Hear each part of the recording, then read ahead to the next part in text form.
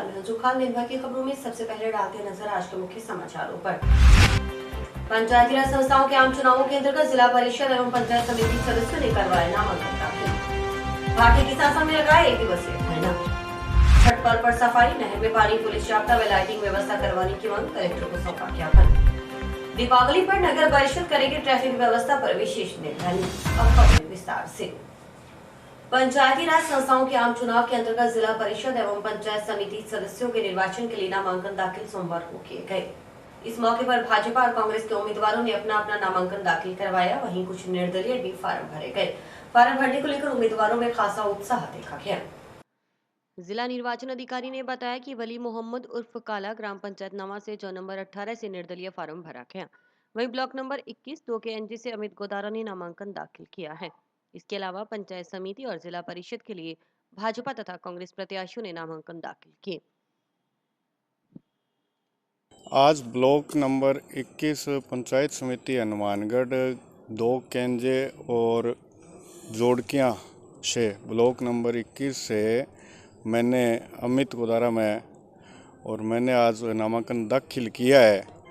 मेरे 2 केंजी के ग्रामवासियों और ITI बस्ती के और जोड़कियाँ गांव के ग्रामवासियों की सहमति से इन लोगों ने मिलकर मुझे खड़ा किया है। चुनाव लड़ाने का तो फैसला लिया है और मेरी भी ये भावना है और मेरी ये इच्छा है। अभी इन्होंने जिस भावना से मुझे आज चुनाव लड़ाने की जो इनके मन में भावना आई है, जो सोचा है, मैं इनकी हर भावना पे, हर इनकी बात पे मैं खरा उतर सकूं, मेरा यही प्रयास रहेगा और खरा उतरूंगा। और हमारे इलाके की जैसे 2 केंजे नई हमारी ग्राम पंचायत बनी हुई है, तो इसमें जो भी समस्या है ये हमारे सरपंच है मौके के, तो हम मिलकर और हर समस्या का समाधान निकालेंगे। हर समस्या से हम डटकर सामना करेंगे हर समस्या का। और जितना भी जो भी हमारा कोई कार्य है, कोई बाकी है या करने वाला है, विकास कार्य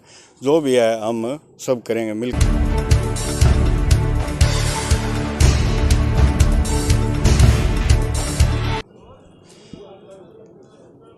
वली मोहम्मद उर्फ काला ग्राम पंचायत नवा पंचायत समिति सदस्य के लिए जोन नंबर 18 में निर्दलीय फार्म भरा है।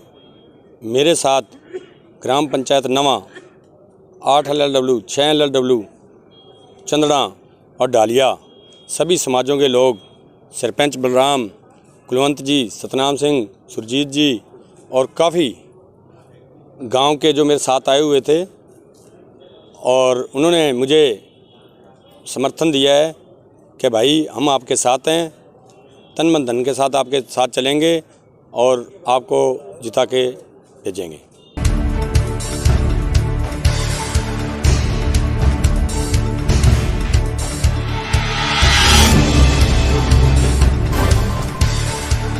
पहले तो पार्टी का बहुत बहुत धन्यवाद चौधरी विनोद कुमार जी का, जिन्होंने हमारे पे विश्वास करके कांग्रेस की ब्लॉक नंबर 21 की टिकट दी है। तो मैं उनका बहुत बहुत धन्यवाद करदा। और सारे जो भी हमारे जो गांव के मतदाता हैं, और उन्होंने भी बहुत खुशी जताई है, तो मैं सबका बहुत बहुत आभारी हूँ जो मेरे साथ हैं, मेरे भाई हैं। और मैं विश्वास दिलाता हूँ कि हम ये टिकट निकालेंगे। समिति के ब्लॉक नंबर 21 से जोड़कियाँ व 2 केंजी आबादी से सर्वसम्मति से गुरप्रीत सिंह गुल को कांग्रेस उम्मीदवार के रूप में लोगों टिकट मिली है। और गांव के समस्त युवाओं का, समस्त बुजुर्गों का, सब लोगों का गुरप्रीत सिंह पर आशीर्वाद है। और हम विश्वास व्यक्त कर सकते हैं कि चौधरी साहब ने जिस उम्मीद से हमें टिकट दी है उस पर हम खरा उतरेंगे।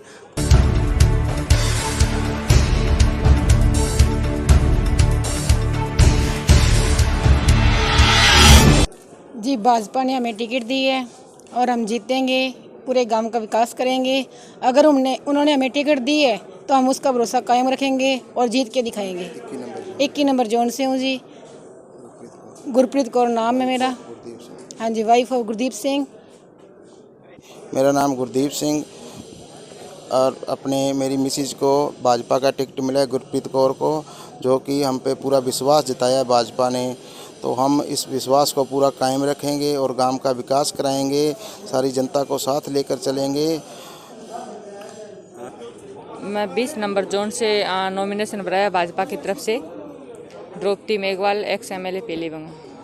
नहीं, अभी आप एक्स MLA हैं, तो जिला परिषद के जोन के रूप में, सदस्य के रूप में कैसे चुनाव लड़ने का मन बनाया? देखो, हम लोग ग्रामीण क्षेत्र से आते हैं। हमारा अपना हनुमानगढ़ एरिया भी ग्रामीण क्षेत्र से जुड़ा हुआ है और पार्टी ने निर्णय लिया है कि भी आपको 20 नंबर जोन से चुनाव लड़ना है, तो मैंने हाँ कर दिया और हम लड़ रहे हैं। जनता हमारे साथ है। बता रहे हैं कि जैसे आपने एक्स MLA है, मांग रहे थे आपको वहाँ से नहीं मिली है, कहीं और दूसरी जगह टिकट दी गई है, क्या आपको विरोध का सामना नहीं करना पड़ेगा? नहीं, ऐसा कुछ नहीं है। ऐसे छोटी मोटी बातें होती है पार्टी में, मिल बैठ के हम सारे साथ हैं। जो कैंडिडेट टिकट मांग रहे थे वो भी हमारे साथ ही हैं और ये तो पार्टी निर्णय लेती है कैंडिडेट को कहाँ से उतारना है, कहाँ से नहीं। जो पार्टी ने निर्णय लिया है वो हमारे सरोपरी है। हम भारतीय जनता पार्टी के लिए काम कर रहे हैं और मैं ये दावा कह सकती हूँ कि हम 29 की 29 जिला परिषद के जोन है वो जीत के आएंगे। प्रधान भी हमारे बनेंगे और जिला प्रमुख भी हमारा ही बनेगा। आज मैंने मनीष कुमार ने जोन नंबर 28 से कांग्रेस पार्टी के उम्मीदवार के रूप में अपना नामांकन दाखिल किया है।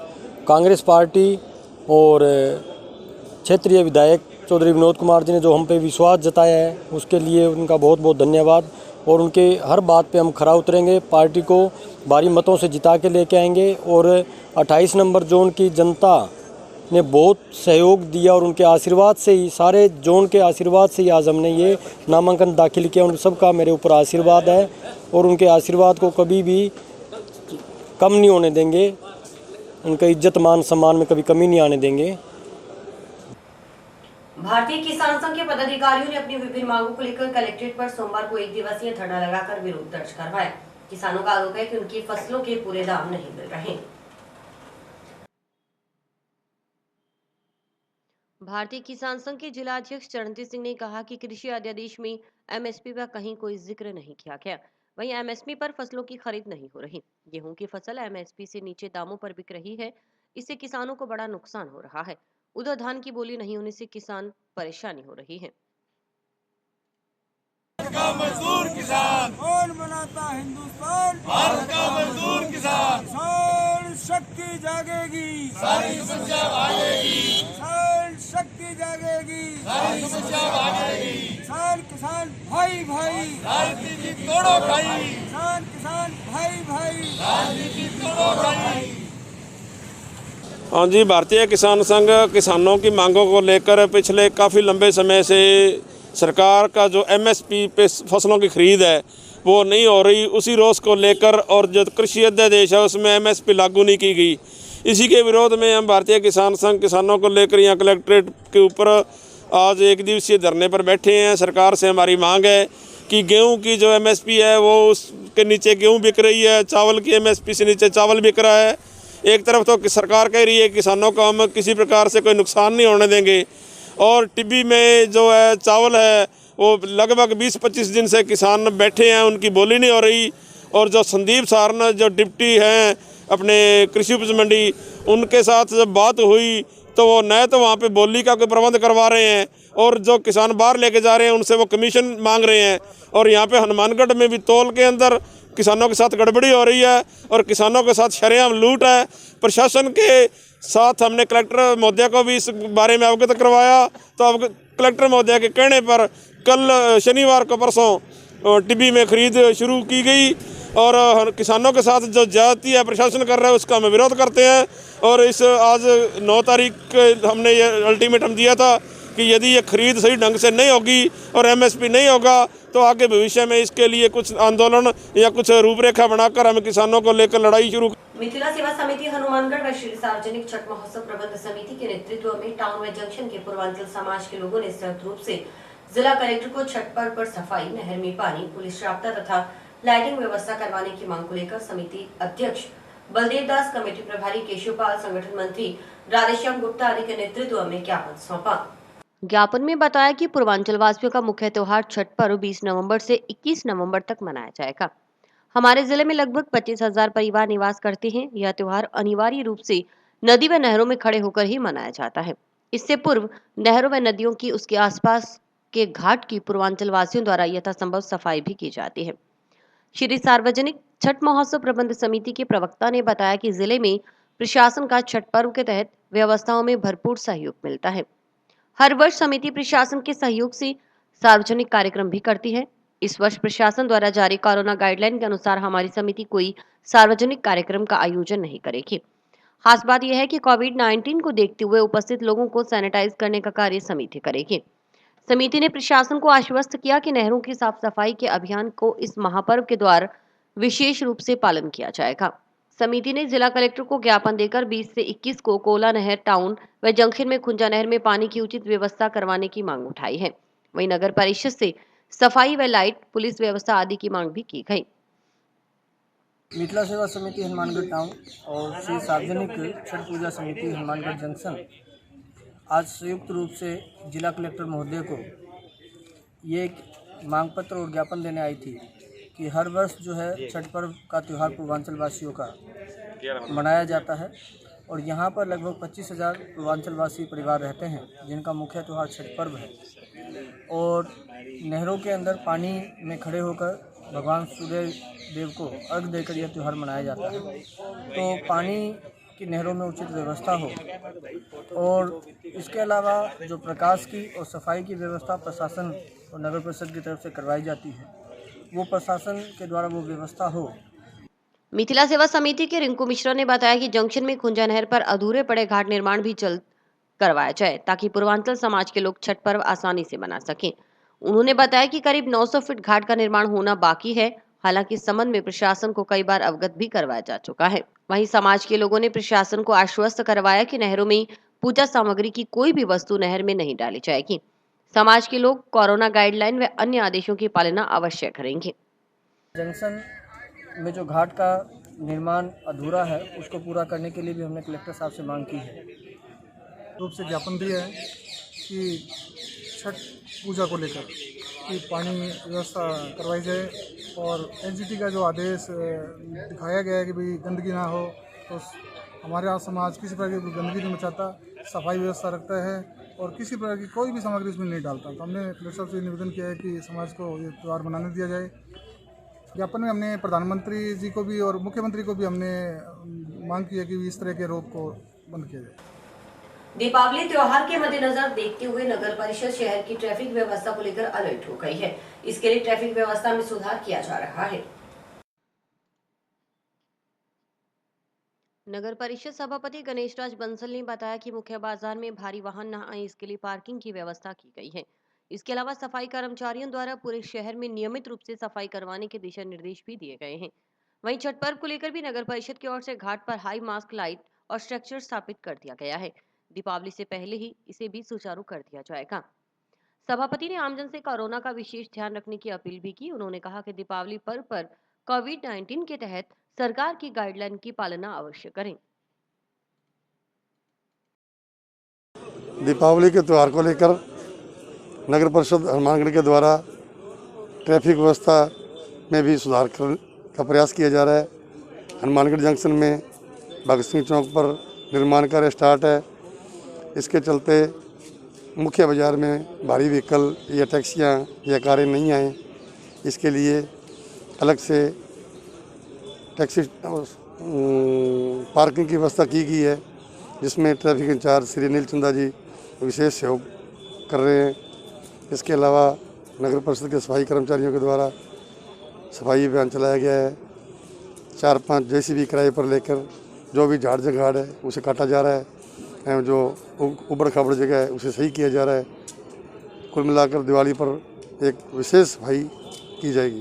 एक पूर्वांचल वासियों की मांग थी घाट पे एक हाई मास्क लाइट लगाने की, वो कब तक लग जाएगी, क्या? हाई मास्क लाइट का वहाँ पर स्ट्रक्चर खड़ा किया जा चुका है।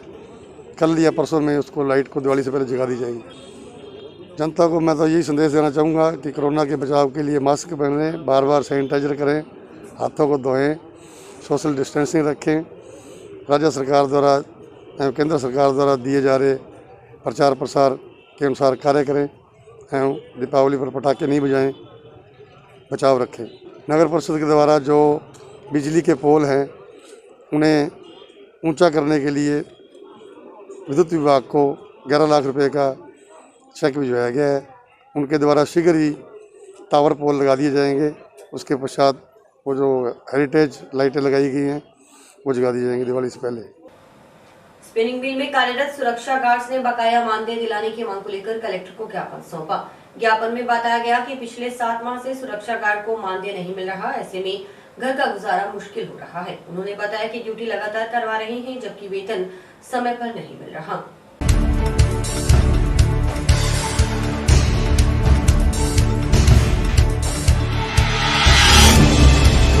सर जी पेमेंट के लिए आए हम। पेमेंट हमारे को 7 महीने पूरे हो गए, 8वां महीना लग गया जी। पेमेंट नहीं मिले, ऊपर से त्यौहार आ रहा है। पेमेंट मिलती भी बहुत कम है जी। हमें लिमिट की पेमेंट मिलती है वो भी समय से नहीं मिल रही है। हर तरह से परेशानी है जी। कहाँ वर्क करते हो? किस इस स्पिनिंग मिल में सर हम सुरक्षा कर्मी हैं 7 आदमी जी। और बंदे तो हमारे कलेक्टर उसमें अभियोजन में भेज दिए, कुछ समितियों में भेज दिए, कुछ बैंकों में भेज दिए। उनको हर महीने पेमेंट मिल रही है जी। हमारे को सर कभी 5 महीने हो जाते हैं, कभी 8 महीने हो जाते हैं, एक बार 11 महीने से पेमेंट मिली है। हाँ जी, ड्यूटियाँ बराबर कर रहे हैं जी। कितने सुरक्षा गार्ड है? 7 सुरक्षा गार्ड है सर जी। भटेर बना हनुमानगढ़ पुस्तक का विमोचन सोमवार को नगर परिषद सभापति गणेश राज बंसल ने किया। इस पुस्तक में राम सिंह जस्सल ने हनुमानगढ़ के पूरे इतिहास की जानकारी दी है। इसमें देखने को मिलेगा कि किस तरह से पहले हनुमानगढ़ की सड़कें, लाइटें, पीने के पानी की व्यवस्था कैसी थी आदि बातों का जिक्र इस पुस्तक में मिलेगा। इसके साथ ही हनुमानगढ़ के कुएं, राजा की कुटी, मां भद्रकाली मंदिर, किले का इतिहास और किले के मंदिरों का परिचय भी पुस्तक में दिया गया है। साथ ही ऐसे परिवार जो राजाओं से जुड़े आदि की जानकारी भी इस पुस्तक में दी गई है।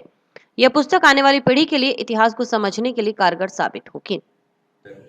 आज जो राम सिंह जी ने ये भटेर बना हनुमानगढ़ किताब छापकर जो हनुमानगढ़ के पुराने इतिहास के बारे में सारा लिखकर जो ज्ञानवर्धन आम जनता का करने के लिए का प्रयास किया है, इससे इस किताब से आगे की जो भावी पीढ़ी है, जो युवा पीढ़ी है, उनको हनुमानगढ़ के इतिहास का पहले ज्ञान नहीं था। वो अगर इस किताब को पढ़ेंगे तो इनको हनुमानगढ़ के इतिहास का बड़ी भांति परिचित हो जाएंगे, जनरल नॉलेज बढ़ेगी। राम सिंह जी का यह प्रयास बहुत ही अच्छा प्रयास है। मैं इन्हें साधुवाद देता हूँ कि आगे भी ऐसे ही प्रयास करते रहेंगे। सिंधी समाज, अरोड़ा समाज, किन्नर समाज, नामदेव समाज, स्वर्गर समाज, ये सभी समाज मेरी इस पुस्तक में सबका योगदान इसके अंदर दिया हुआ है। लेकिन इनमें से कुछ हमारे महान पुरुष थे, जैसे डालचंद जी जैन, प्रेम खान जी लंबरदार, जीवन सिंह जी लंबरदार, मक्काराम जी सीलू और मल्लू राम जी रेगर, ये हमारे शहर के बहुत ही मेहनती और लगनशील और शहर के विकास के प्रति योगदान देने वाले परिवार थे। उन परिवारों में से ही आज मैं गुरदीप सिंह जी, जिनके बारे में थोड़ा बताया, बाकी डिटेल आपको सारी हम सब की पुस्तक में मिलेगी।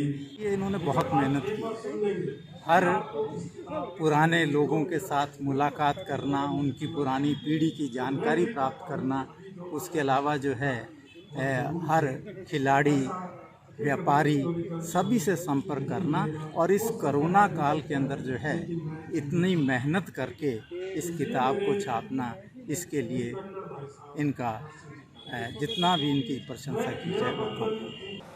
महिला थाने में महिलाओं को जागरूक करने के लिए सोमवार को कार्यक्रम आयोजित किया गया। इसमें महिलाओं के साथ हो रहे अत्याचार पर अंकुश लगाने सहित विभिन्न मुद्दों पर चर्चा की गई।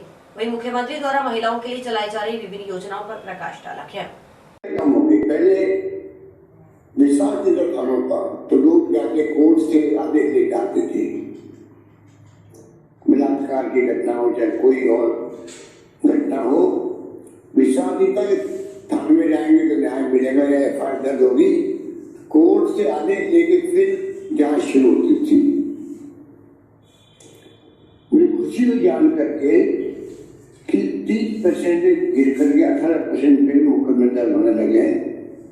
CRPC के अंतर्गत जो कोर्ट से होते थे अब सीधा उसमें गिरावट आ गई, क्योंकि थाना पे विश्वास काम होने लगा है। स्वागत कर्ज बनाए जा रहे हैं जिससे कि कम से कम फरियादी जो इंसान है, सम्मानित व्यक्ति है, जब तक कोई व्यक्ति गुनाहगार साबित नहीं हो तब तक तो वो सम्मान के लायक है।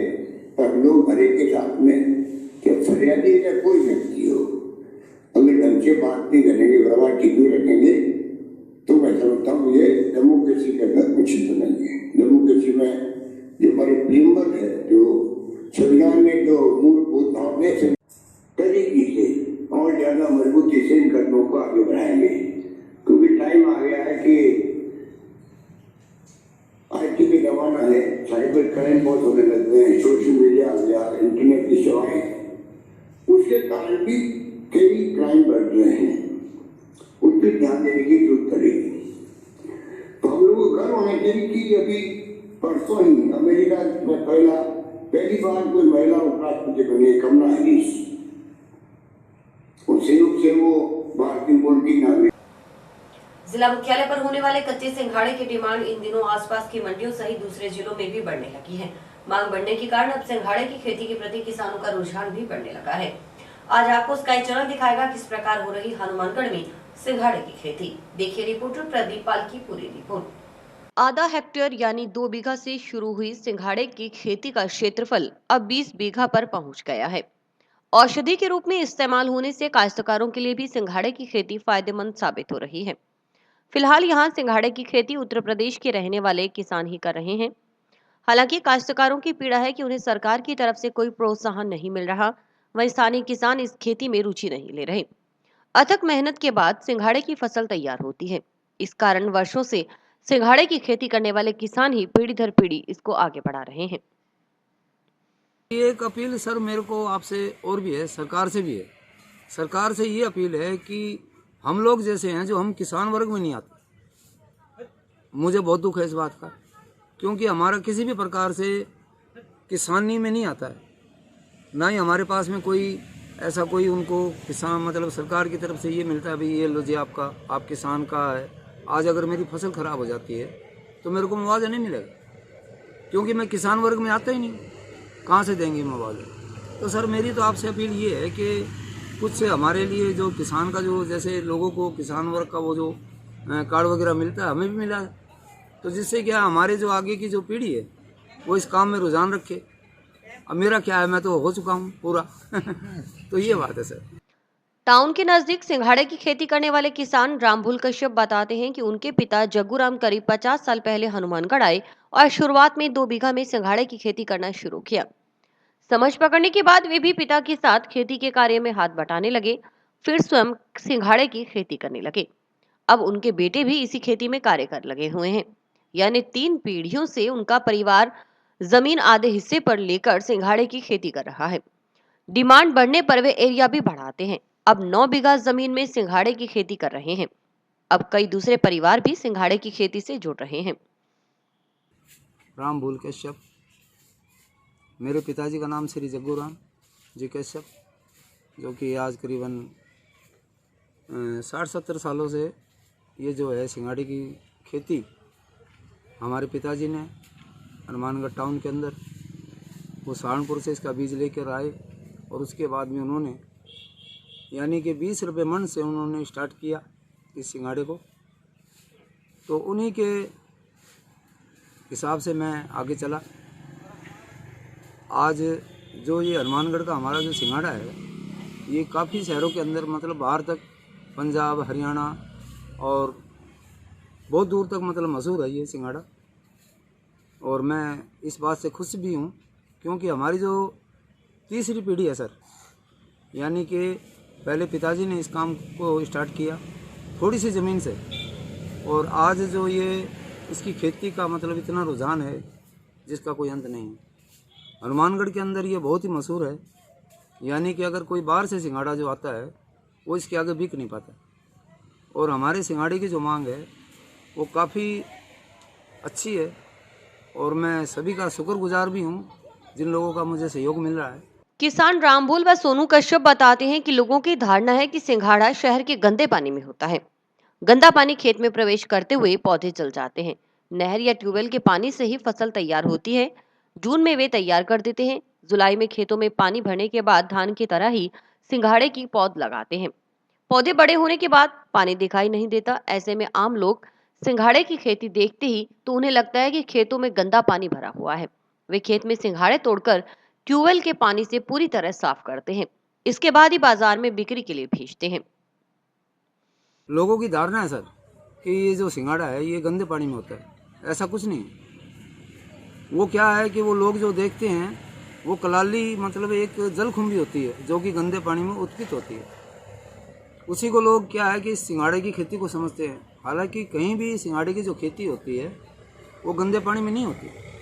इसके अंदर या तो मतलब बारिश का पानी होना चाहिए या जैसे कि ट्यूबवेल का पानी, वो भी मीठा पानी, यानी कि खारे पानी में होता नहीं है। बाकी इसकी जो लगाने का जो हिसाब किताब है ये चावल के टाइम में लगता है। जैसे चावल अपने लोग लगाते हैं उसी हिसाब से लगता है, पर इसके लिए थोड़ा पानी की ज़रूरत थोड़ी सी ज़्यादा होती है, चावल से डबल। बाकी ये खेती में लाभ भी है और मैं क्या नाम और भाइयों से भी कहूँगा भाई इस खेती को लगाएं। कच्चे सिंघाड़े औषधि के रूप में उपयोग होते हैं। ऐसे में दाम भी अच्छे मिलते हैं। पीढ़ी दर पीढ़ी खेती करने के अनुभव का भी लाभ मिल रहा है। पौधे लगाने के 2.5 से 3 महीने बाद ही सिंघाड़े तैयार हो जाते हैं। इस अवधि में सिर्फ पानी की आवश्यकता होती है, अन्य किसी प्रकार का ज्यादा कार्य नहीं होता। सिंघाड़े की खेती उबड़ खाबड़ जमीन में भी हो सकती है। बरसात के समय में अधिक पानी भरने की स्थिति में भी कोई नुकसान नहीं होता। बाकी हनुमानगढ़ के अंदर जो है इस खेती का बहुत ही रुझान है। कहीं और भी लोग लगाने लगे हैं इस काम को। बाकी मैं जो लोगों का जो है बहुत ही शुक्रिया अदा करता हूं, क्योंकि वो अब आज जब लोग इसको चाहेंगे जब ही मैं लगा पाऊंगा। और इसी के साथ समाचार समाप्त हुए। रोजाना देखते रहिए समाचार। नमस्कार।